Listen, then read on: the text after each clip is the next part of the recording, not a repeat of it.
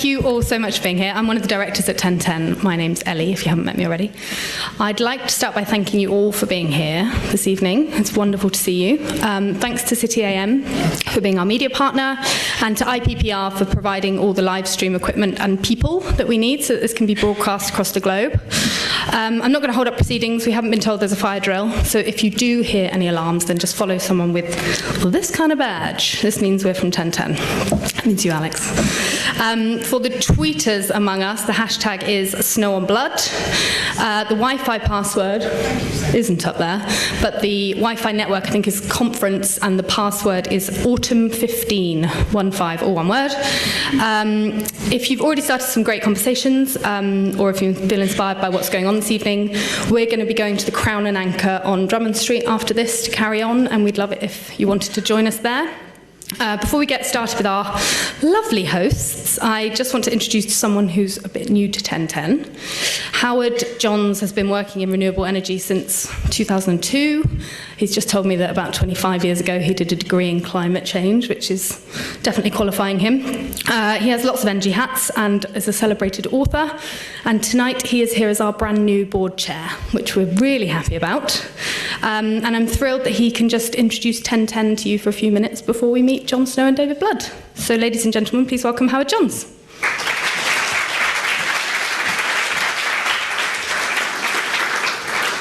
Good evening all. Thank you, Ellie. And thank you, 1010, for putting on this extremely important event in the lead up to COP21 in Paris later this month. I am excited, mildly nervous to be here in my first outing as the new chair of 1010. I think this is what you would probably call being thrown in at the deep end. But let's face it, with climate change, we're all in at the deep end at this moment.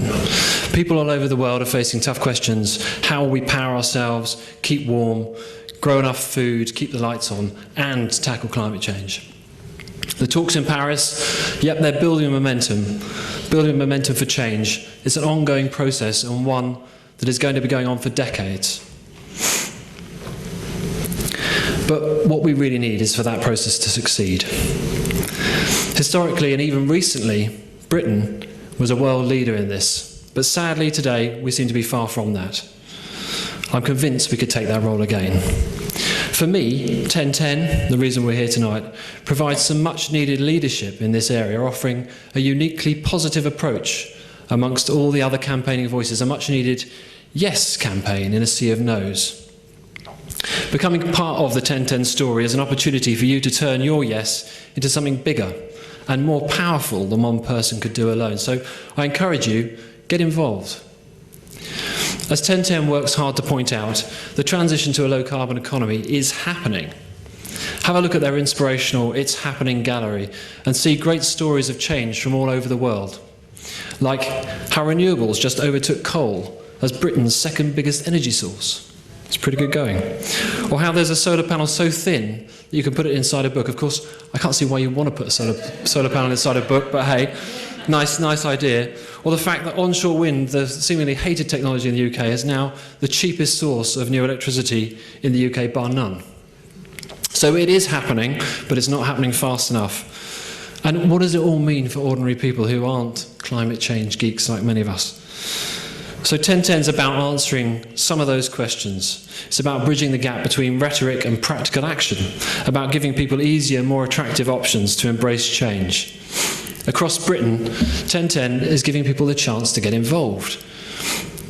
Involved with basically building the new energy future. Not just solar nuts like me who've been in it for a long time, but mums on school runs, locals down the pub, cricket teams, London mosques, and even boxing clubs, to name a few.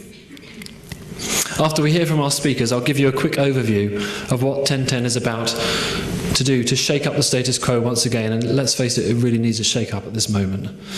But enough from me. What you actually came here for this evening, it's a real honour to welcome our distinguished speakers. Both offer unparalleled expertise in their area. David Blood, previously head of Goldman Sachs Asset Management, is senior partner of Generation Investment Management, a fund management business dedicated to long-term investment integrated with sustainability. Together with former US Vice President Al Gore, David set out to put sustainability investing firmly in the mainstream, and from what I've just heard from him this evening, he's well on the way to doing that. And of course, Jon Snow, known to you all, I'm sure, as the award-winning journalist and presenter of Channel 4 News. His famously hard-hitting interviews challenge the most senior leaders in society today. Jon and David will no doubt have lots to say on the topic of Paris, global agreements on climate change, so without further delay, I shall hand over to them. Ladies and gentlemen, can you make some noise for Jon Snow and David Blood?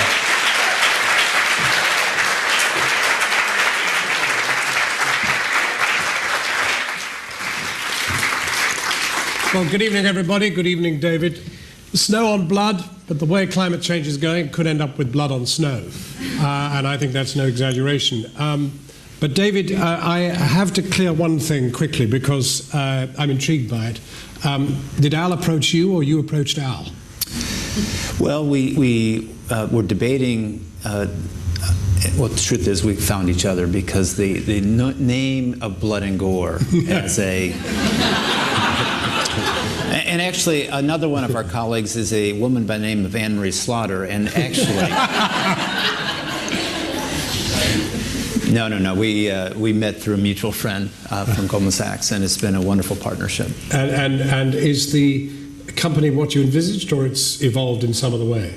It's the original business plan that we wrote in 2003. We've been fortunate to more or less execute on that business plan, but it's certainly bigger than we could have imagined. I think we've been blessed, been lucky. We've been able to do more than I think we would have hoped to be able to do. But as we're going to talk about this afternoon or this evening, there's a lot more to do. A lot more to do. I've forgotten. Were you at Copenhagen? I was at Copenhagen, yes. I was at Copenhagen, and I have to say that as a reporter, it was one of the most distressing things I've ever experienced, because the build-up was a bit like this. One has to be a little bit careful, because seriously, we really thought something was going to happen. And it was the first time we'd ever seen the international community really pushing towards some kind of deal. And I mean, everywhere we went, there was a sort of adrenaline. And then gradually you could witness it absolutely dribbling away. I remember sweet little, it's a bit patronizing to call him that, President Nasheed of the Maldives, who was a passionate exponent of what we wanted to achieve, now under lock and key in his own country, and even with his successor vice president in the cell next door. And the devastating experience of the complete and rapid collapse, even a day before it even needed to finish, in which both the Chinese and the Americans appeared to be equally culpable. It was a dark day for President Obama. I mean, and I'm a big admirer, but this was a dark day, and we're now, I don't know, perhaps before we even move into Paris, we should just look back at Copenhagen. What did it leave us with? How do you look back at Copenhagen? As an absolute abject failure, or there is anything left that has fed through to today? Well, I think Copenhagen, it was terribly, terribly disappointing, and it clearly set the conversation back. But there were a number of very positive outcomes, for sure.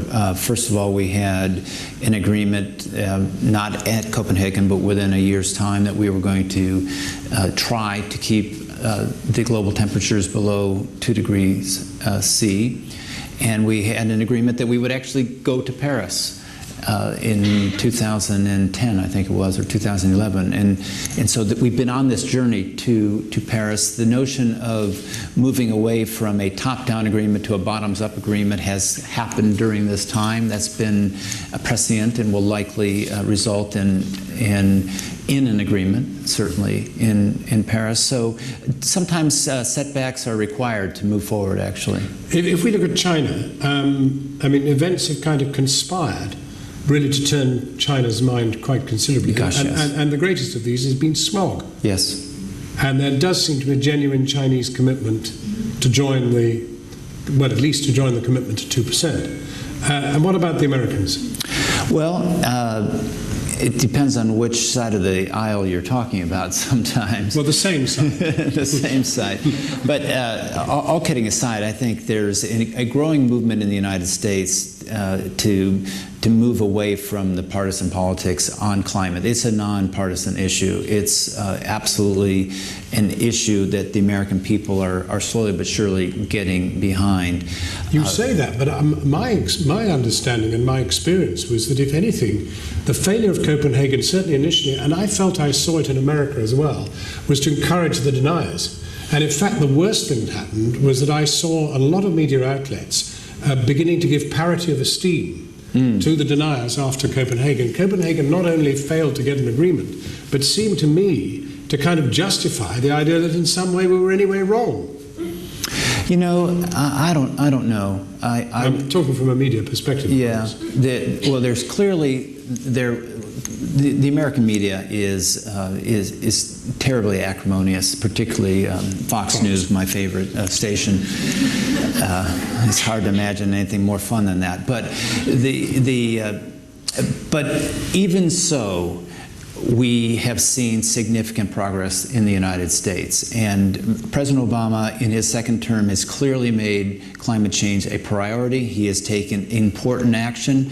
The United States will go to Paris with actually moral authority for the first time in a long while. It's not insignificant that the President said no to the Keystone Pipeline last week. The agreement a year ago between the Chinese and the U.S. in terms of working together and saying that we will come to an agreement is really quite important. So to your point, yes, there's no question in Copenhagen, I think both the Chinese and the Americans were part of the cause of the failure, for sure. I would say that this time around, the Chinese and the Americans are clearly part of the solution. Right. So now we go to Paris talking about 2%, and because basically Paris is Copenhagen in terms of, I mean, we're now where we should have been. That's exactly right. That's a great point, actually. We're 5 years behind. What are the chances anybody's going to be talking very seriously about 4%? Well, the work that's been done so far, and these are commitments, country commitments that you could argue could be broken or not fulfilled. Although what was agreed by President Hollande and the Chinese government about a week and a half ago, where there would be a 5-year review of progress, was really quite important as well. But if everybody does what they say they're going to do, we're not going to hit 2 degrees C. We're going to be 3 degrees, 2.7 is what the figure I've seen, but frankly, it'll be higher. It'll be more than that. And so we're going to, if all of us expect that we will have an agreement in Paris that says that we are on track for 2 degrees C, we will all be disappointed. But if we can get an agreement and then a process that allows us to do better over the course of the next 5 to 10 years, which in fact I think we will start on, then we're going to move in the right direction. Paris itself is actually not that important anymore.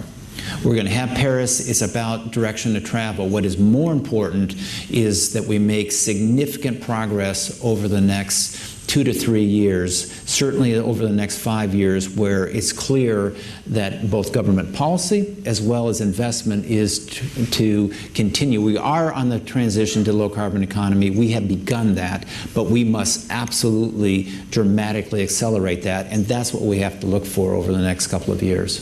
But Christiane Figueres, the climate change chief, is using language like unstoppable, irreversible to describe the low carbon.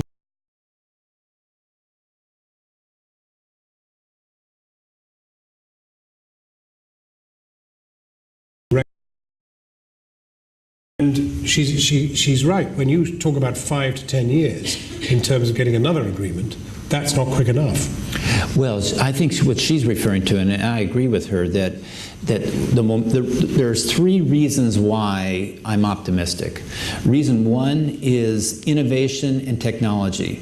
What people don't understand or don't fully appreciate is the cost down curve on solar, for example, or the cost down curve on wind is dramatic. It's 78% in the case of solar. Since 2009, it's 58% in terms of wind. Actually, there's statistics that will tell you that 80% of the world will be at grid parity in solar in the next 2 or 3 years.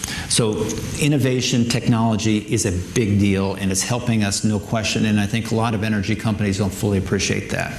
Secondly is public opinion. It is turning in the United States, it's turning in the world, and there is clear momentum today versus 2012, and I think Paris will help us in that. And lastly, and yet you're sitting in a country in which the population appears to be completely quiescent at the face of the reduction of green subsidies. Yeah, well, that's a different story. Well, it isn't. It's surely part of the same story. I mean, when you speak so optimistically about what's happening in the world, I mean, as Howard said right at the beginning, you know, at one point the British were a leader, and now we're doing exactly what we criticised others for doing. Well, organizations like 1010, the third point is actually moral authority. We know we're right.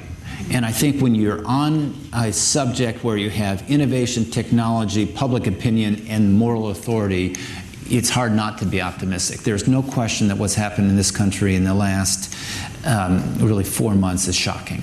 Absolutely shocking. My friend Mr. Gore talked about this, I guess, a couple of weeks ago. With an American accent, I think both of us need to be careful about what we say. But it's terribly disappointing, and the UK and Europe absolutely have been and should be part of the solution. Well, now, of course, what a lot of people have now said, and it's been articulated by a number of world leaders even, that actually what the states decide is only part of the story.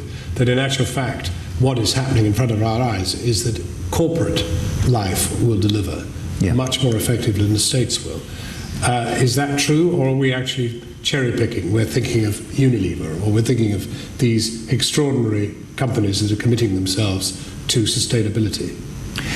Well, we, in our day job, in our business, we've been betting that business will be the driving force of the solution. And that's been a good bet, and I think it will continue to be a good bet. But we will be, I think we would be deceiving ourselves a little bit if we don't recognize that we absolutely need regulation and public policy. We must have public policy, if nothing else, as a direction of travel, which means that all of us in this room, from an advocacy perspective, have to stay at this.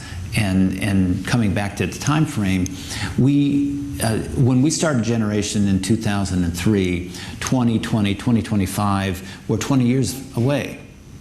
Now 2020 or 2025 is 5 years away, 10 years away, and we must absolutely be bringing down the curve, the carbon curve, very, very quickly. And that means we need business to invest, we need capital markets to be part of it, but we definitely need public policy, and we need absolutely advocacy to be part of this too. Everything needs to happen, and it needs to be much more much quicker, much deeper, much more powerful than it's been over the last 5 years or 10 years. But then does it matter that for China, for example, it was smog that drove the change rather than the recognition that they could grow their economy if they themselves invested in green technology?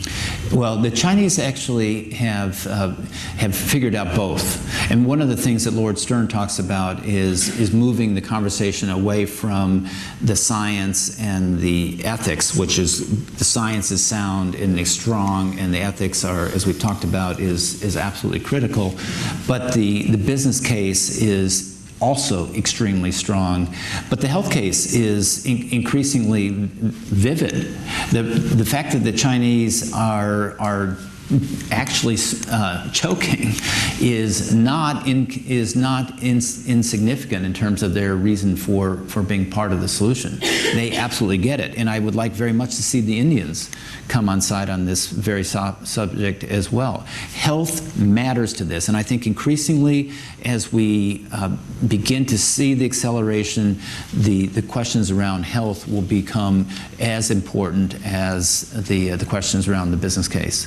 When you make the business case for sustainability and you look at the outcome of, let's say, Paris on this occasion, what do you, as a corporate operative, believing in sustainability, want to see as signals that will make a profound difference to the business you can do? Well, here's the things that would be terrible. If we, as you said, around Copenhagen, we all came into Copenhagen quite confident we were going to have a deal, and actually the business community was very aggressively part of that lead up. In fact, I was in Copenhagen a couple of times with important businesses and investors, and when it failed, the business community actually went away, more or less. They actually went back to work. In some cases, just carried on with the work they were doing. In other cases, actually took a couple of steps backwards. So I do believe we lost the 5 years. Well, just before you answer the rest of the question, how did you recover from what you left Copenhagen feeling and expecting? Because it turns out that the Chinese, through their own circumstances and their own objectives, helped to really start a momentum of bringing the cost down curves for alternative energy. And the difference between the business opportunity and where we are as an alternative today versus 2010 is dramatic. Even today versus 2012 is dramatic. And the success of companies like Tesla or Nest or Solar City, there's a whole long list of extremely interesting and successful businesses that didn't exist, or certainly weren't very visible in 2009 and 2010. So what's happened is that people have gotten to work and actually have continued to innovate, and suddenly we have really powerful and important businesses that aren't necessarily solely reliant on subsidy or public policy, but it's useful to have that as a guide, but they have other sort of products and services that allow them to be successful. But you see, the problem is that by now, one would have thought 5 years on from Paris, there would be a genuine, not a Tesla, but a people's car that was sustainable. There isn't. There isn't. There is no mass purchase of electric cars. No, there isn't. But you know what? First of all, the whole automobile industry, I think, is going to be disrupted, whether it be with Uber or Apple or Google in the automobles. The real, I had even used the word. You mean people will buy fewer cars because of Uber and the rest of it? Yes, so we're going to see a significant change. What happened with Volkswagen is terrible on multiple dimensions. It's terrible from a business perspective. The lack of ethics is shocking. But one silver lining is it's clear that diesel is not going to be a part of the solution. And the probability of us accelerating here in Europe, but actually also in the United States, to more either hybrid or electric, I think you'll see that accelerate quite dramatically over the course of the next 5-10 years. Yes, I mean, that's a bit what people have said for several years, but we're not seeing it. Yes. Sometimes it takes longer than you think, but when it begins to move, is that because of the lack of investment from people like you, or is it because this hard-hitting thing? Well, where did that come from? No, Precious, tell him to cut it out. Or is it because of the lack of innovation? I mean, you know, you can have a rarefied thing. I've driven a Tesla once, and it is a most sublime experience until you realize you're sitting on a battery the size of a hen house, and you wonder how the hell they're ever going to get rid of it without polluting the world. So, I mean, you know, it is still a fact that, okay, dual fuel and the rest of it has been a solution for some time, but it's not a solution. It's not a solution. There is not yet a viable solution that is economically accessible. Now, your argument is, don't worry, because actually people are going to take taxis, but the taxis won't be sustainable either. Well, that's not my argument. My argument is actually that we'll continue to innovate and we will have mass-produced electric cars, I think, very, very soon, 5 years, 10 years. Are you investing in them? We don't like the automobile industry, actually. You don't like it? No. But nevertheless, it's a bit of a danger to the future of the world. So anything you could do to alleviate it would be rather. That would be good. Yes. Yes. There's philanthropic capital, and then there's other types. Do you know of green investment corporations that are investing in the future of the automobile industry?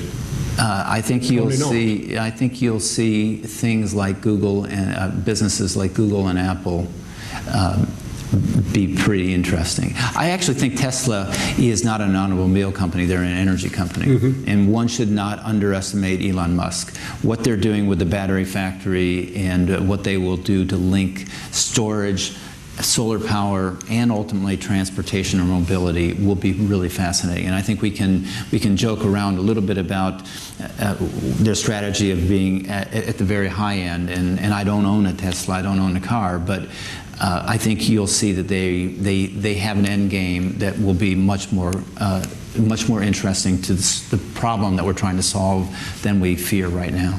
I do own a car. I don't want to own a car, but I do own a car. I never use it except to get out of London. But I ride a bicycle, so I always feel I'm offsetting it, which I'm not. But anyway, leaving that out. What I really want to know is that in 2015 at Paris, beyond 2%, what do you think industry and the sustainable investors want as kind of incentives, perhaps, a landscape that incentivizes their desire to get involved? What business tends to want to see is a path. They want a framework, they want a sense of what the rules are going to be. And what they don't want is the rules to change. There's so many things that are wrong about what the government is doing in this country right now, but one of the biggest is that they have basically changed the rules without warning and really without thought.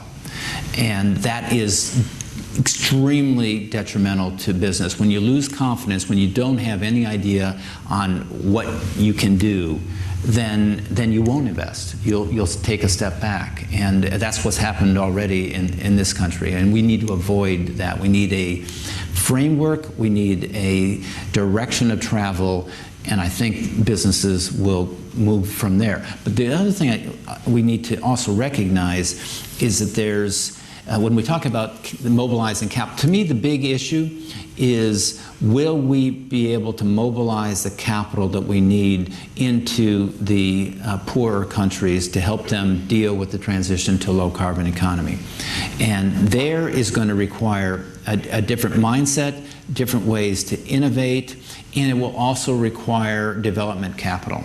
So it's both traditional capital and traditional innovation, and then it's going to be a different type of capital, and we're going to need both. And I do not see any real momentum around the latter, and we will absolutely have to do that. And if we don't, that's a moral failing for sure. This takes me to the sort of macro element of this whole story, which of course is the brilliant and morally right commitment to transfer finance effectively to developing countries to enable them to skip the carbon-emitting economies that we've enjoyed. And that has always been something which I've had a great doubt about. How do you ever see this? When you think of the fuss about 0.7% of any economy going to development, it's hard to see how you're suddenly going to see this happen. I see no evidence of it. I see no evidence of nation states moving finance either to some kind of development bank or directly to developing countries. Is this therefore going to be the role of the corporate investment center, investment industry, or what? How is this transfer going to occur? Well, for starters, unfortunately, I have to agree with you. I don't see any evidence that we are mobilizing the capital for the development capital. I mean, this is an essential of the bargain, isn't it? It is, but bear with me for just 1 second. That's terrible, and if we don't get that right, then I think there's a moral failing. But that's not the whole story. There is significant capital that will go into India, will go into sub-Saharan Africa, because provided by whom? By people like Generation, because the businesses that we're able to invest in that will bring, for example, distributed solar power to Kenya These are real businesses that actually can be sustainable. They will be addressing important energy opportunities, providing important clean energy for families who are currently not connected to the grid and who are basically using terrible things like kerosene. So we see that happening for sure. But the problem is that's getting maybe 50% or 60% of the problem, not 100% of the problem. And so you will need philanthropic capital even in middle income countries, and you will certainly need philanthropic or development capital into the very poor countries. And I don't see the mobilization there. And I'm not sure we will see that agreement coming out of Paris, but that's one of the items that we need to add to the list of things to watch over the next couple of years. If we don't have that, then that's a moral problem. Will there be talk of it? You know, the answer is there should be, there will be, but whether there's action is a whole different story. You see, in this audience, I mean, there's no sense of shame in it or anything, but there are 1 or 2 or 3 or 4 or 5 investors who are not actively involved in sustainable investment. So how are you going to bring them in? How are you going to incentivize them? How are you going to educate them?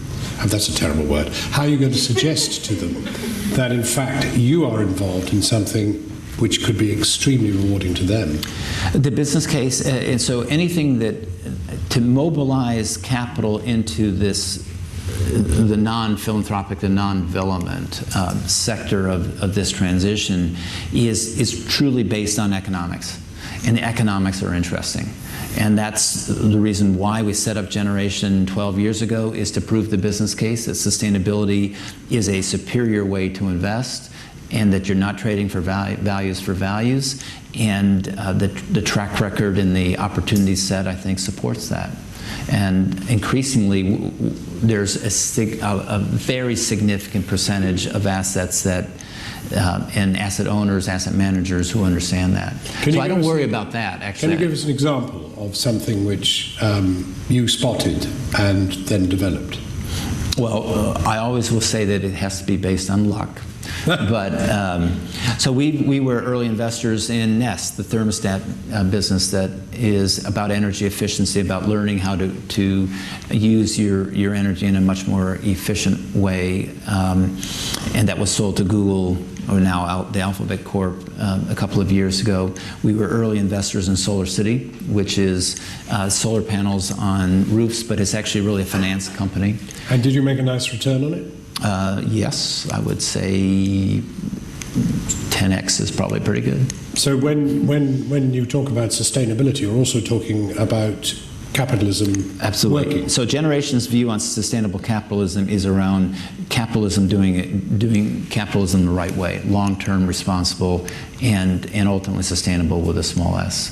But the landscape does have to be right, doesn't it? And if nobody's talking about it in Paris, not a lot's going to happen, is it? Well, or are you just saying the market's going to deliver? I think if there is a framework, a regulatory framework, and commitments by governments to do what they say they're going to do, that will be helpful. I think the business community, the capital markets will address the commercial opportunities globally, and certainly in the developed world, but I believe globally. What I'm concerned about is mobilizing, certainly I am concerned about mobilizing capital to that second bucket, but I'm particularly concerned about mobilizing capital to the poorer nations.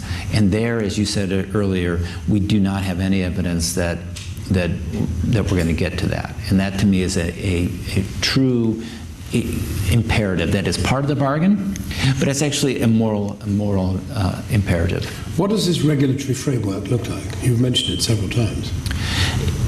The very best regulatory framework would be a global commitment towards a price on carbon. And increasing... How would that be done? Well, we've had all these things before, haven't we? No, well, we've tried to have a carbon market. We've tried to have a carbon market in Europe, and it's been a disaster, and they had the disadvantage of being first. Mm-hmm. We now have carbon markets in much... Have we learned what went wrong? Pardon me? Have we learned what went wrong? Oh, I think we're learning absolutely what went wrong. And the Chinese will have a significant carbon market next year. So I think the statistic is 40%, 50% of carbon emissions will have a price over the course of the next couple of years. Whether the U.S. globally ultimately has a carbon tax or whether we have carbon tax, I think we'll see about that. But prices on carbon will no doubt be part of that. But the framework that I'm referring to is a direction to travel. If it's clear that governments are serious, that even if it's at 2.7 degrees C, but we're going to move towards that, and then we have a mechanism to get better, to raise our standards and to raise our expectations, then business will respond because it's a great business opportunity. Going back to the other point around the trade-off or the conversation between health and economics, the economic argument for us to transition to a low-carbon economy now versus 10 years from now, 20 years from now, Lord Stern made that point 5 or 6 years ago. It's stronger today by a mile. Stronger today by a mile. So, you see, there is this very positive talk, and I'm still worried about people coming out of Paris cheering 2% and saying, we've done the deal, shall we meet again in 5 years' time? Does there have to be a written or spoken or understood commitment to go to 4%, and perhaps a year by which you do it? What do you mean by going to 4%? Raise the 2% to 4% in terms of the commitment. I mean, 2% isn't enough. It might have been enough 5 years ago, it certainly isn't now. Oh, okay, so I misunderstood you. So when you think about, we don't want to make a commitment to allow us to go to 4 degrees. No, but no, indeed, but to beat off 4%. To take measures that will defeat 4%. I think that we will absolutely have to have a mechanism to measure that and to ensure that we self-correct to stay within that 2 degrees. I don't think we will have a written commitment on that in 2015, but we better have a written agreement about that over the next 5 to 10 years. And actually, what would really be interesting is to say that we will have zero carbon. We'll have a zero carbon economy by the end of the century, but actually I'd like to see that by 2050. And those sorts of agreements, we will need that kind of direction of travel as a way forward. I'm not sure we're going to get, however, as much as we want, which also leads me to another point I want to make. Even though we're optimistic, and you're quite right to say be careful because we could be disappointed again, we also need to be careful that because all of us in this room no doubt believe passionately that we need to work quickly and that we need to work aggressively. But there are a lot of people who don't have that point of view and who would very much like to see the transition to low-carbon economy be delayed or not happen at all. Some of these folks will have either political agendas, some of them will have worse, unethical agendas, some will be basically incumbents. And we must never underestimate the power of the headwind that we face. And so yes, I think we're going to have an agreement in Paris and people are going to be happy, but then the real work starts and we must not. So today, if you read The Guardian or the Financial Times, there's a lot of things to be excited about. A lot of reasons to feel like we're making progress, but there will be as many days where we're going to be disappointed, and we have to just keep working through that. How do you think we should handle the aftermath of Paris? I mean, assuming that 2% is achieved, people come away believing that climate change is real, that it's faster than we ever understood, that we have to do more and the rest of it. But how do we react? Isn't there a danger there will be crowing and people will say, well, I've got 3 solar panels in my street, that's probably enough, or whatever, and do very little. Don't you think that in the North, in particular, in the developed world, that actually many populations are ahead of the politicians? Yes, I completely agree with that, and that's sort of the point I was trying to make. I am very worried that we will walk away from Paris saying, right, job's done. Peace in our time. It's not, absolutely not. In fact, the best case will be we'll have a direction of travel. What we really will need to do, and actually at Generation, we stopped thinking about Paris probably 6 months ago. We're frankly very much focused on the next couple of years with sort of benchmarks and milestones of actions that we need to see, that we want to try to be part of to make happen. And if we're still congratulating ourselves next May or June, we've lost another 6 months. And as you said earlier, we've already lost 5 years. We should have been where we are now in Copenhagen. Well, we're not. We are where we are, but we cannot allow ourselves to dilly-dally another 5 years. Why? I mean, I mentioned earlier that the population in Britain appeared to have been very quiescent when it came to the government's erosion of its green commitments. Why do you think that is, if, as we believe, from the former question, if we believe people have arrived at a place of understanding climate change, why wasn't there any kind of a row about it? Again, I mean, there was a row, but people like Howard made a row, but that was in Whitehall. That was, I mean, extraordinary. There were no protests, there was nobody on the streets, nothing happened. Well, there were, but they're very limited, not enough to cross the threshold of Channel 4 News even.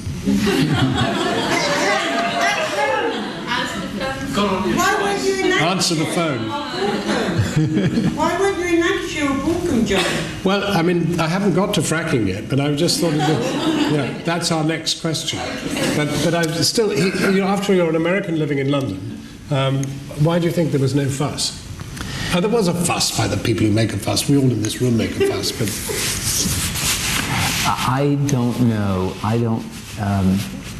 Fortunately, I am also a British citizen, so I can vote here too. But I will say that I have been amazed at the policies of this government over the last year, and it's quite disturbing. And I don't know why people haven't caught on to it. It's a ideological move to small government, and that's to do with climate change. It's to do with inequality, and it's shocking to me, actually. Well,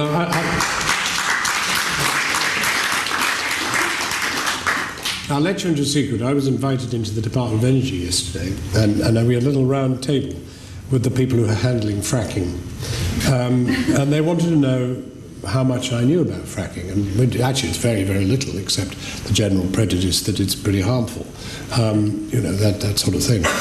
But I don't really think much about it because so far nobody's fracking. I mean, not with any effect anyway. But of course you are then informed by America, which of course has transformed its economy thanks to fracking, and the oil price has disintegrated courtesy of it. But do you think there is a danger that fracking is going to invade the work that's being done to decarbonize our economies? Yes, absolutely. And the problem with, so oftentimes people, by the way, the whole question about fracking is really quite poisonous, literally, actually. But leave that aside for a moment. Oftentimes people have said, well, gas is a great bridge fuel. And if we can replace coal with gas, that's a really good idea. And actually replacing coal with anything is a really good idea. Even fracked gas? Even fracked gas is good to replace coal. We've got to kill coal, no question about that. However, the problem with the statement that gas will be a great bridge fuel is that people will build these bridges and think that it's going to last for another 30 or 40 or 50 years, and that would be a disaster. So the bridge is maybe 5 years, 10 years, and actually that's not the kind of capital investment that goes into gas or fracking, and that's one of the reasons why the Keystone Pipeline was such a crazy idea. Among many is that it would be a very significant capital expenditure that would never pay itself back. And to allow ourselves to think, well, all right, fine, we can have another 30, 40, 50 years of hydrocarbon infrastructure, that's a real mistake. And we mustn't allow ourselves to fall for that. But at the same time, we talk about bridges. You look at the nuclear bridge, which has become much more acceptable. But it's going to take longer than we need the bridge to build. And so, if not gas, If not, well, what is the bridge? We have to basically say we're going to reduce our energy usage through energy efficiency. We're going to have to accelerate the alternatives.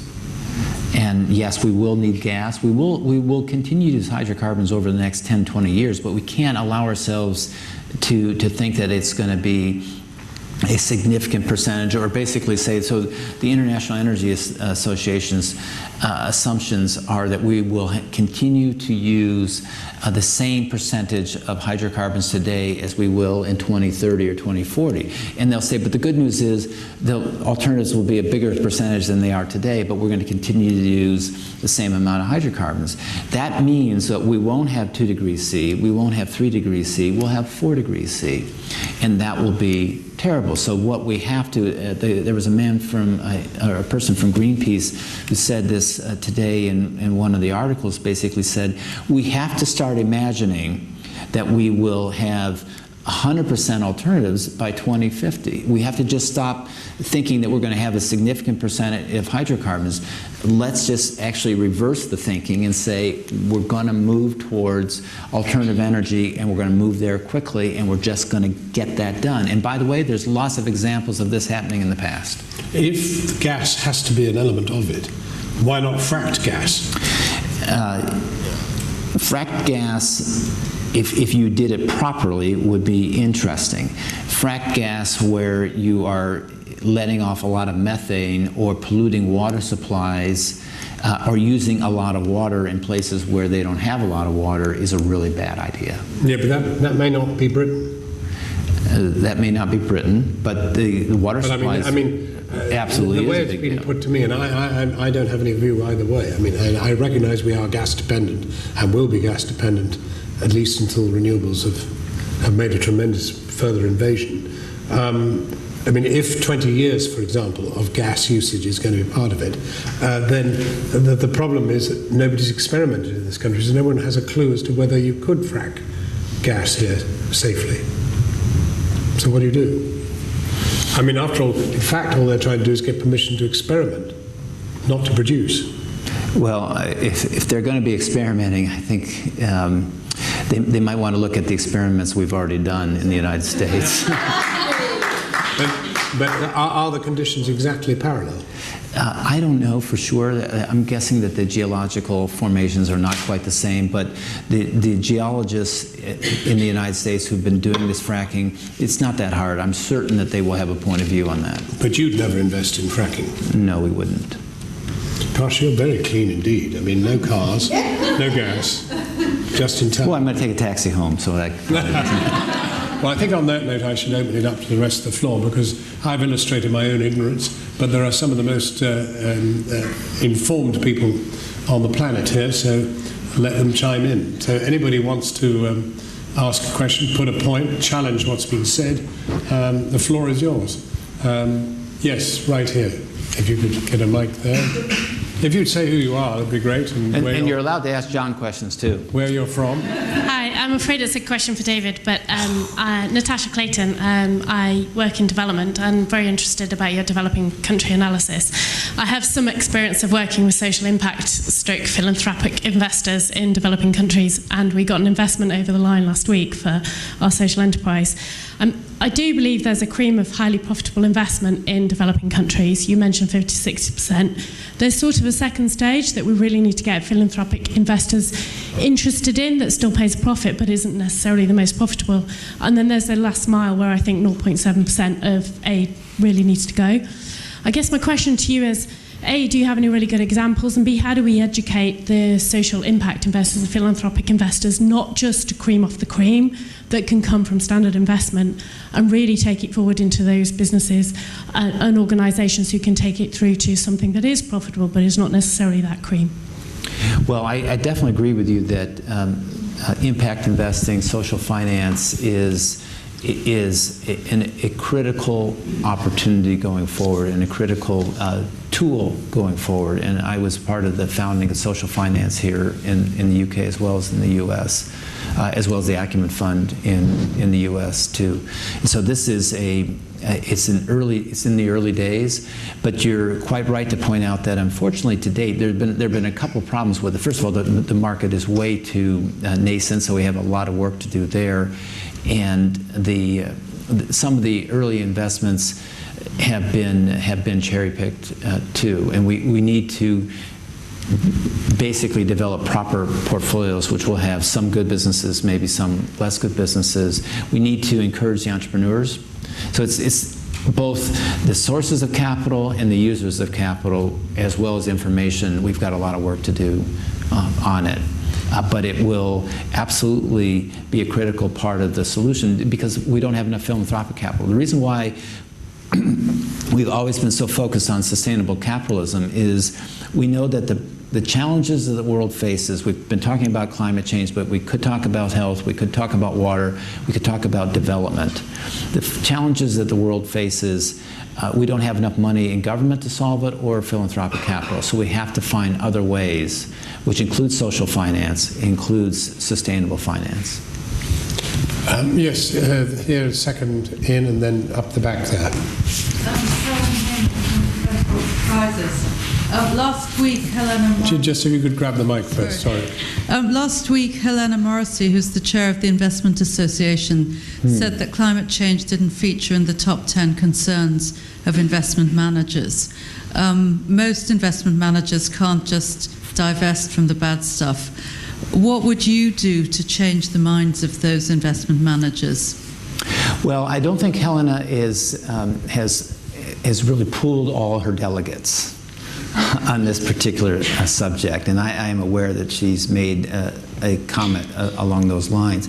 The business case for recognizing the carbon risks is extremely strong, extremely robust. That's why the largest sovereign wealth fund in the world has caught on to this. That's why some of the most important global investors have caught on to it.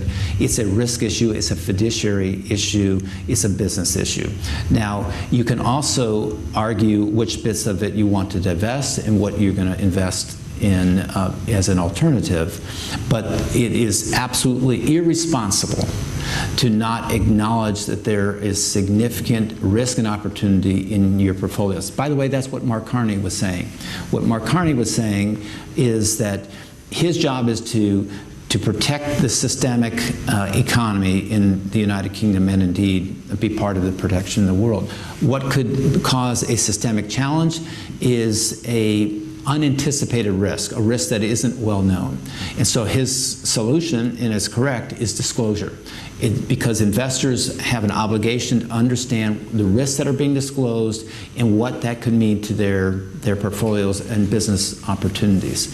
And that's not even optional. That is your fiduciary responsibility as a pension fund manager or anything else. So that's a long way of saying, I don't know how you could say that unless you think that climate change is a hoax. It is just impossible to disregard climate change as a risk in your portfolios. The third row down, please. Hi, I'm Pauline Otterbeek, a master's student at the LSE. You spoke a lot about, this regulatory framework you would like to see emerging from Paris. Presumably, if said framework would emerge, it would take a couple of years for each respective country to implement such a framework. Would you realistically expect to see investors, unlike yourself, who are not already making these kinds of investments, respond to just the name of such a framework, or would they most likely, wait a couple of years until their countries actually implement the framework? Well, it's a fair question. It's a great question. And I think investors are already investing and are already part of this process. The framework will help encourage that continues. So I don't think that investors and businesses, innovators, are just going to wait to see how things turn out. They're going to continue to act. Where they would be taken aback is if we don't have that direction to travel, if we don't have that framework. So no, I don't think we have to wait another 2 or 3 years for action to happen. The action's already happening. Can I ask a naive question as we gather up more questions? What is the percentage of the market, the whole investment market, that is sustainable? Well, so the FT quoted a statistic of 32%. Now, I have no idea where they got that number. And so I wouldn't vouch for that number. But what would you think from your experience in the market? I would actually say that when we started, the number was close to 0, and today the number is probably close to 20, 25. And I imagine that the number will be closer to 40 or 50 in the next 5 years. And the difference between 2012 and 2015 is also significant. And the reason why is the business case is extremely robust and compelling. So that the idea that the corporate sector could be the key agent of change Absolutely. is not fanciful, however much one might oppose capitalism. That's right. I mean, Jeremy Corbyn, I mean, who knows? Whatever. One doesn't yet know exactly what he thinks, but that might be what he thinks. Who knows? Good, interesting. Another question. Anybody? Yes, right in the back. To him, yeah. Hi there. So Kevin Anderson recently just said that... You could just say who you are and where you're from. My name's Tor. I'm from Hackney. Well, we're trying to offset biases and see where you're rooted. Fair enough. But Hackney's good. Thanks. Come over. Basically, Kevin Anderson recently said that with 2 degrees coming up, that geoengineering is pretty much playing a part in all of that modelling, which is obviously quite scary. And as he's one of the biggest modelers in the world. What's your view, first of all, on geoengineering and 2 degrees, and more importantly, in investment in geoengineering, which is unproven at this stage? I think the 2-degree modeling is not to do with geoengineering. It's not a model. It's actually a commitment that this is where we'd like to go to. By the way, I would say that the climate models are all very difficult, very complicated, and they're going to be wrong. In fact, even the models we do at Generation, we know they're going to be wrong, so we're not confused by that. But directionally is what we can see. Geoengineering is, gosh, we would not invest a single penny in geoengineering. And I hope we don't rest, or we don't invest a lot of our hope in dealing with climate change and geoengineering. That's not to say that all ideas are silly. There will be some good ideas, and we need to be mindful of that, or open-minded. But to basically say, well, we're just going to suck carbon out of the atmosphere, I'm not sure that's going to be the ticket to win this one. So carbon storage is dead. Carbon capture and storage is an interesting idea. The problem is that we haven't been able to prove that we can do it in scale, and a lot of the money that was going into it 5 or 6 years ago has just stopped, and that's a problem. That's one of the ethical challenges. You might have seen the U.S. has 2 things happened in the U.S. today, or in the last 72 hours. The first is Peabody Coal was forced to restate their disclosure around the risk of carbon. And that's a big deal. But more importantly, or equally importantly, the state attorney general in New York is suing ExxonMobil because they're saying, or investigating ExxonMobil, for their climate disclosure and what they're alleged to be misleading the public on climate. The point is that these sorts of issues are getting a lot of play. The notion of clean coal is another example of that. Clean coal is basically carbon capture and storage, except it doesn't exist. So anybody who says clean coal is the way to go, ask them then exactly how are we going to have clean coal, and what is your investment in carbon capture and storage? Other questions? Yes, down here, and then right up at the back there. Yeah. And if the other mic could be finding its way, put your hand up again. Sorry. Yeah, thank you. Hello, my name's Catherine Cameron. I'm co-convener of something called Climate Finance Advance that meets on the first Tuesday of every month at the Café Below at St Mary Le Beau. It's primarily a private sector group of organisations and companies that are very interested in getting the best possible climate finance deal out there for Paris, but what we can do after that. It's got a few other members as well. It's not exclusively private sector. And my reflection first on this evening is I was hoping for something that was a bit more collaborative and imaginative and a bit less interrogative about what's wrong and what's not working, where we could go, given that the people here, we're a self-selecting group who've all opted to be here tonight, and so we're already thinking beyond many of these issues. So my invitation to the blood in the Blood on Snow part of this evening is to ask you, what does good look like in 2020? What's your best case scenario for 2020? What assumptions would you make, and where do you think we could be by 2020 in 5 years' time? What do you mean by where do you think we could be? So I'm not coming with a what will Paris achieve, or what could government do, or what could private sector do, but what's your best case scenario for where we could be by 2020? Is it about bending the curve? Is it about levels of private sector investment? What do you think good looks like in 2020? What's your best case? I think we will be bending the curve. I think coal as an investment idea will no longer be attractive, and that we will have a significant acceleration to solar and wind, but to solar itself.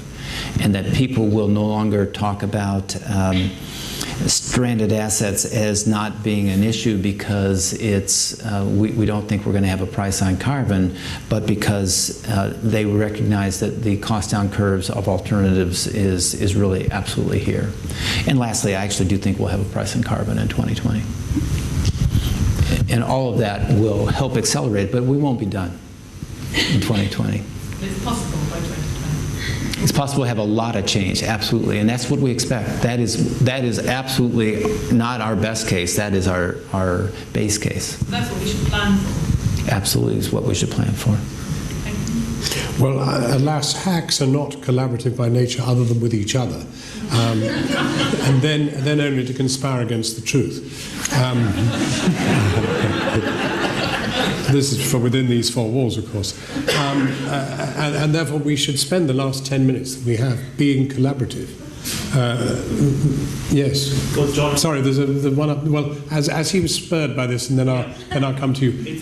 Quick mic down here, please. Charles Perry, John, you know well that for about 3 years we've been talking about Channel 4 doing a feature on fracking, because in order to be collaborative, as David Blood says, I completely agree, it's potentially poisonous for the UK, but why has Channel 4 steered away from covering such a big topic? I'll tell you, I mean, certainly as far as I see it as a journalist trying to decide what to do each day, is that at the moment, fracking is a local by local by local issue. Balcombe, Lancashire, Yorkshire, and relatively remote. I mean, Balcombe seems to be over, and poor things, even their solar farm is over, which is a disgrace. Well, I think it probably is. Yorkshire and Lancashire are regarded as remote by the metropolitan people who make decisions. So I'm being candid with you. When you talk about a sort of national campaign, it doesn't really feel like a national campaign. It's a low-order issue, unfortunately, in terms of what we're confronted with on a daily basis. The refugee crisis, for example, dwarfs anything else, and we've run out of money covering it. I mean, and of course every picture looks the same. I am interested in getting fracking going, but not getting it going, but getting it discussed. And you're right, we should collaborate. I'm not sure that Channel 4 haven't done. Somebody, I'm sure we've made a documentary somewhere. I'm sure Dispatches or somebody has done something on fracking. If they haven't, well, we should be shot.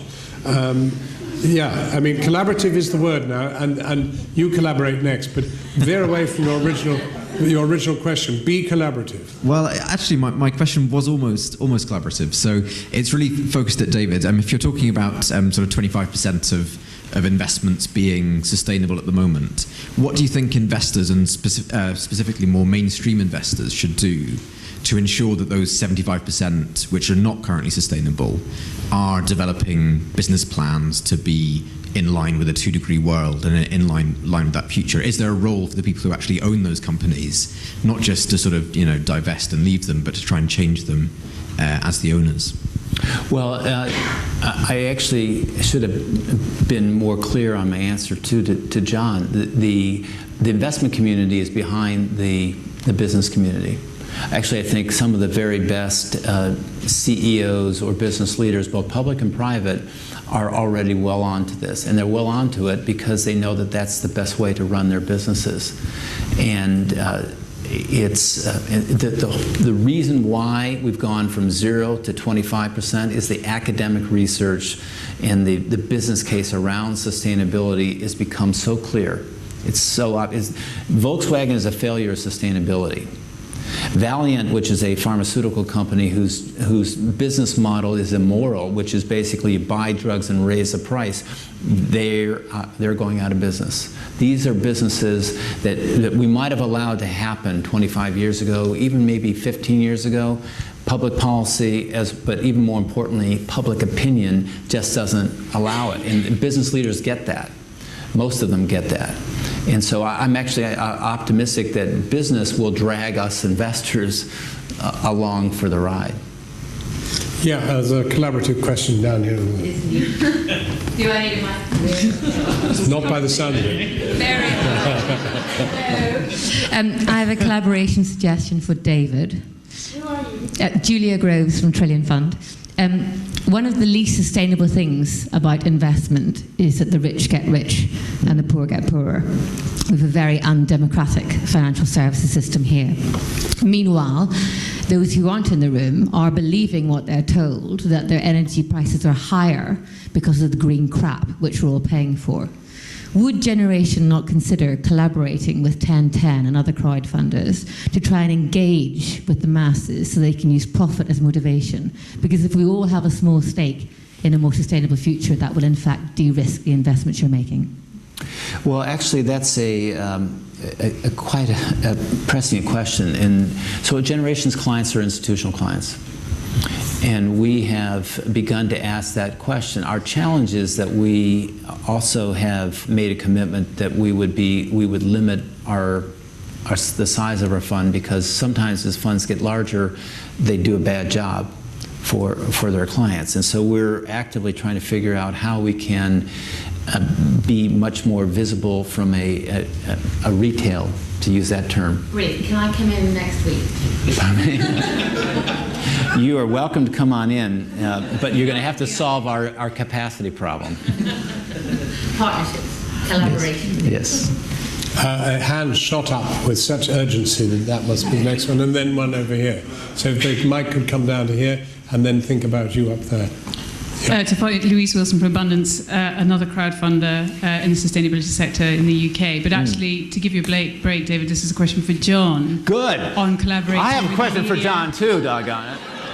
And because you posed the question about why has there not been less fuss made from the public, I'd like to know why the media doesn't ask the question of our politicians when DEC repeatedly does a public attitudes tracker, that the latest one today has shown more support again for renewables, and yet these policies go through barely, I think, challenged by the media as well. So how can we get the media, which I think plays its part in distorting perceptions, away from what the underlying public support is for this sector overall? How can we change that dynamic? Well, I mean, genuinely, one of the very difficult issues is that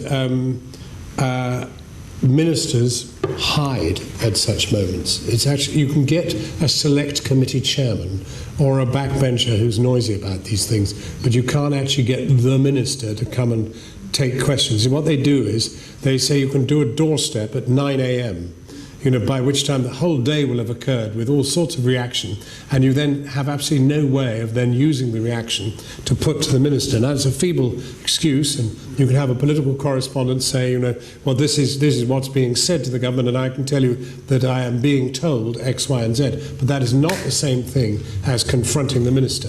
And they don't want to be confronted, and they don't need to be confronted. That's one of the problems from their perspective.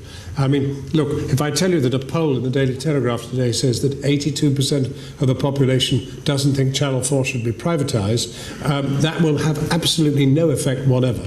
And there's no interest in either public opinion or confrontation with the media. I think the belief is that you can simply do it.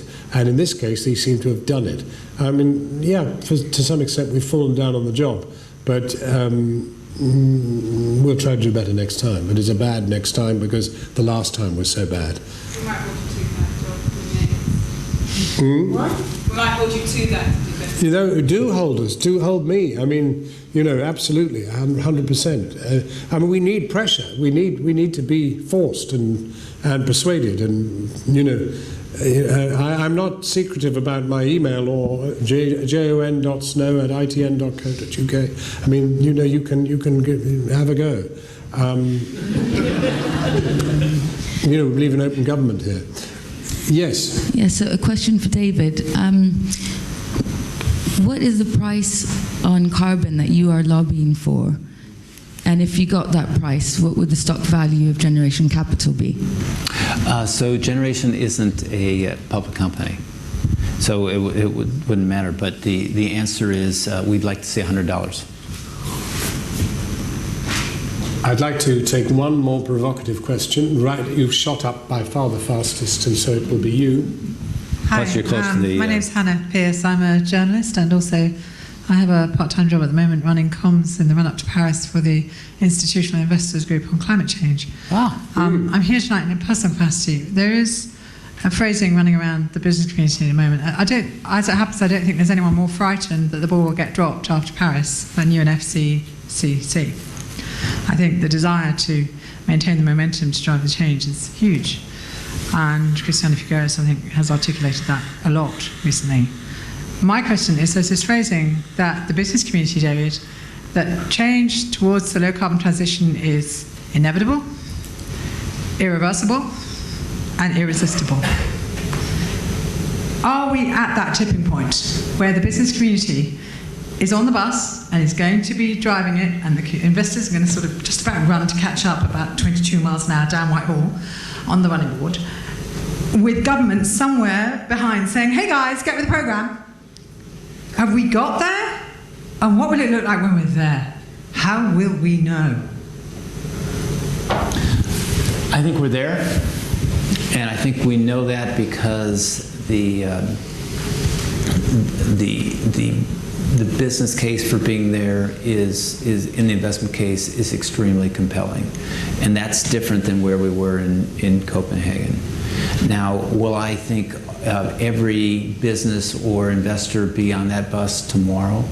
No, but I would be very surprised if 5 years from now we didn't have the vast majority of. We're not going to ever get 100%, but we should. If we aspire to have something in the order of 50, 60, 70% of the business / capital markets community on that bus, then we're going to get it done, and I think that's where we're going to be. And you know what? Frankly, we have to make it so, because if we're not there in 5 years' time, then we're not talking about 3 degrees C. We're talking about something even more frightening, and that's just immoral. We can't allow ourselves to let that happen. On your behalf, I want to thank David very warmly for being here.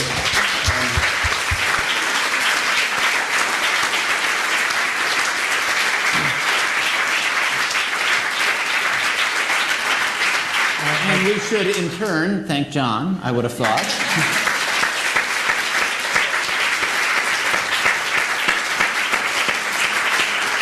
And now we have the floor to Howard from 1010. Thank you. Thank you. Thank you, David and Jon, once again. Thank you for some great questions. Now, we really appreciate you both being here, and your insight, time, knowledge. It's food for people in the room. I think we've heard a lot this evening to be hopeful about. but also indicators of potential catastrophe. But one thing is clear: we're at a crossroads right now for climate change.